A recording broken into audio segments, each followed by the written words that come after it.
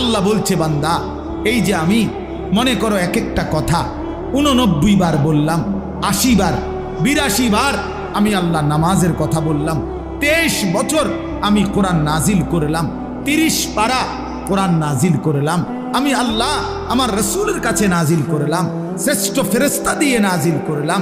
আল্লাহ এবার জানতে চাইছে ফাবি আইয়ি হাদিসিম বাদাহু ইউমিনুন, আমার বান্দা বলো না এরপরে আমি আর কোন কিতাব নাজিল করিলে, এর চাইতে দামি আর কি নাজিল করিলে, এর চাইতে দামি আর কোন রসুলের কাছে পাঠাইলে, এর চাইতে দামি আর কোন ফেরেশতা দিয়া পাঠাইলে। 23 বছর বলার পরে আর কত বছর বললে? 30 পারা কোরআন নাজিল করার পরে আর কত পারা নাজিল করিলে?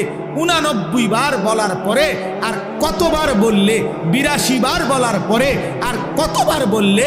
তুমি বান্দা বলো আমার কথা মেনে নিতা? আল্লাহ জানতে চাইছে কোরআন শরীফের আয়াত ফাবি আইয়ি হাদিস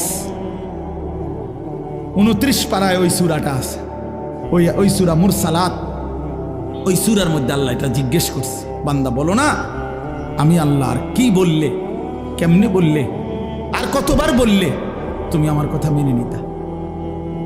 অতএব বাপ যারা নামাজ পড়েন না, নওজোয়ান ভাই তোমরা যারা নামাজ পড়ো না, দোস্ত ইনসাফের সাথে এই রাত অন্ধকারে একাকী একটা মিনিটের জন্য হলো যদি মায়ের বুকের দুধ পান করে থাকো ভাইয়া, তো একবার হলো যদি মুসলমানের ঘরে জন্ম নিয়ে থাকো বন্ধু, একবার হলো ভাইবো যে তোমার আল্লাহ তোমার কাছে জানতে চাইছে যে বান্দা আমি আর কতবার বললে, আমি আর কত পারা নাজিল করিলে?